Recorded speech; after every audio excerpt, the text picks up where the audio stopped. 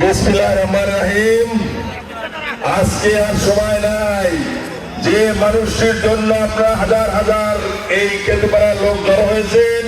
খেতপাড়াবাসীকে আগে বাংলাদেশ জাতীয় দল বিএনপির পক্ষ থেকে অভিনন্দন।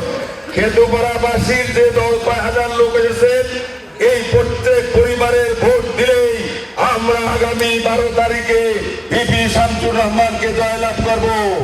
ভিপি শামসুর রহমান ওই পাক ভারত থেকে আসে নাই। ভিপি শামসুর রহমান পশ্চিম পাকিস্তানের জামাত ইসলাম থেকে আসে নাই। ভিপি শামসুর রহমান মিথ্যা প্রচারণা করে আপনি ভোট দিলে জান্নাতে যাবেন ওই বলে আসে নাই। ৪৭ বছরের রাজনীতি করে এই নির্বাচন এসেছে। আমরা সকলেই প্রার্থী ছিলাম, ঐক্যবদ্ধভাবে আজকে আমরা একত্রিত হয়ে আপনাদের কাছে আগামী নারীকে ভোট চাচ্ছি। কাউকে অ্যাড্রেস করলাম না, এই জন্য ক্ষমা চাচ্ছি। সবাইকে ধন্যবাদ। ধানের শীষকে ভোট দেবেন এই আশা ব্যক্ত রেখে আমি আমার বক্তব্য শেষ করছি। খোদা হাফেজ।